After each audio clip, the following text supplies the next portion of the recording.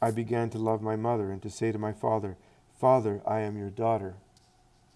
But I remember that I gave my heart to God, although I do not know when it started.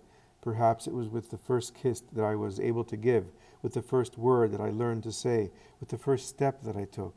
Yes, I think I find my first recollection of love with my first steady step. My house. Near the house there was a garden full of flowers, and there was an orchard, and some fields, and there was a spring of water at the rear under the hill, and the water gushed out from a hollow rock that formed a grotto. It was full of long and thin herbs that hung down, forming small green waterfalls everywhere, and they seemed to be weeping because the thin little leaves that seemed an embroidery work had tiny little drops of water on them, and when the drops fell, they tinkled like little bells.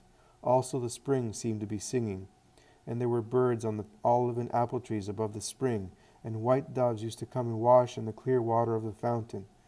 I was no longer thinking of all that because I had put all my heart in God, and, with the exception of my father and mother, whom I loved in life and in death, every other worldly thing had disappeared from my heart.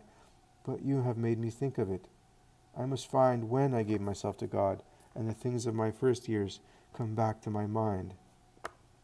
I loved that grotto, because I heard a voice sweeter than the song of the water and the warbling of the birds say to me, Come, my beloved. I loved those herbs covering with tinkling and sparkling diamond drops, because I could see in them the sign of my Lord, and I used to say to myself, O soul of mine, see how great your God is. He who made the cedars of Lebanon for the eagles has also made those little leaves that bend down under the weight of a little mosquito, and he made them for the joy of your eyes, and as a protection for your little feet. I love that silence of pure things, the light breeze, the silvery water, the purity of the doves. I love the peace that hovered over the little grotto, and descended from the apple and olive trees, now full of blossoms, then laden with beautiful fruit.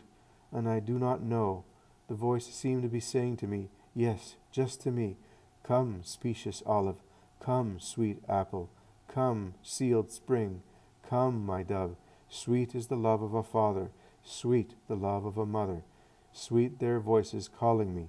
But this one, oh, in the Garden of Eden, I think that she who became guilty heard it thus, and I do not understand how she could prefer a snake's hiss to this voice of love, how she could desire any other knowledge that was not God.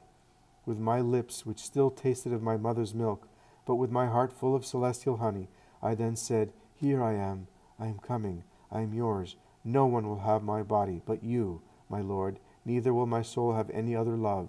And while saying so, it seemed to me that I was saying over again things already said, and that I was fulfilling a right already fulfilled.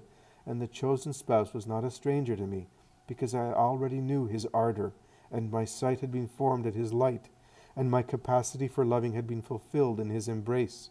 When? I do not know. Beyond life. Footnote 162. Beyond life means beyond life as we know it on earth. This refers to that dazzling instant when Mary's soul was created. I would say, because I feel I always had him, and that he always had me, and that I exist, because he wanted me for the joy of his spirit and mine. Now I obey you, O priest, but please tell me how I am to behave. I have neither father nor mother. Please be my guide. God will give you your husband, and he will be a holy man, because you have entrusted yourself to God. You will tell him your vow.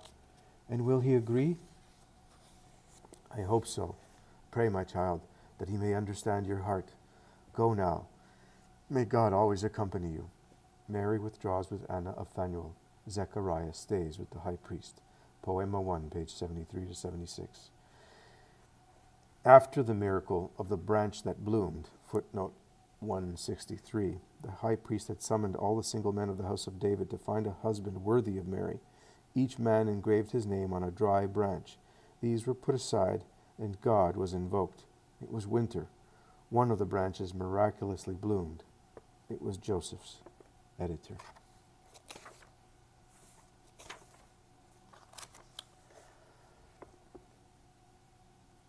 After the miracle of the branch that bloomed, the high priest introduced the Virgin Mary to Joseph, her 30-year-old predestined husband. The high priest said, The spouse the Lord has presented you with is not rich, as you know, but all virtues are in her. Be more and more worthy of her. There is no flower in Israel as beautiful and pure as she is. Poema 1, page 79. When Zechariah and all the others went out to call the bride, the high priest, remaining alone with Joseph, went on to say, Mary wishes to inform you of a vow she made. Please help her shyness. Be good to her, who is so good. I will put my strength and my manly authority at her service, Joseph replies, and no sacrifice on her behalf will be heavy for me. Be sure of that. Poema 1, page 79. After doing the introductions, the high priest retired along with Zechariah and Anna Phanuel. The two fiancés now faced one another. Joseph offered Mary some almond tree blooms, which he had picked in her garden. He also disclosed to her, for one thing, that he was a man consecrated to God, a Nazarite. See Numbers 6. For this reason, Joseph did not expect to be chosen to become her husband. He had presented himself at the special gathering, arranged to find Mary a husband, not out of desire for marriage, but only to obey the high priest. He also said to Mary that until then his heart had bloomed up for none but the Lord. Poema 1, page 81. At that, Mary's face becomes bright, and she takes courage. Also, I am all of the Lord. Joseph, I do not know whether the high priest told you. He only told me, Joseph replies, that you are good and pure, that you wish to inform me of a vow, and that I must be good to you. Speak, Mary. Your Joseph wants you to be happy in all your desires. I do not love you with my body. I love you with my soul, holy girl, given to me by God. Please see in me a father and a brother in addition to a husband, and open your heart to me as to a father, and rely on me as on a brother. Since my childhood I have consecrated myself to the Lord, Mary says. I know this is not the custom in Israel, but I heard a voice requesting my virginity as a sacrifice of love for the coming of the Messiah. Israel has been waiting for him for such a long time. It is not too much to forego the joy of being a mother for that. Joseph gazes at her as if he wanted to read her heart. Then he takes her tiny hands, which are still holding the branch and blossom, and he says, I will join my sacrifice to yours, and we shall love the Eternal Father so much with our chastity that he will send his Savior to the world earlier, and will allow us to see his light shining in the world. Come, Mary, let us go before his house, and take an oath that we shall love each other as the angels do. Then I will go to Nazareth to prepare everything for you, in your house, if you wish to go there, or elsewhere if you wish so. Poema 1, page 81.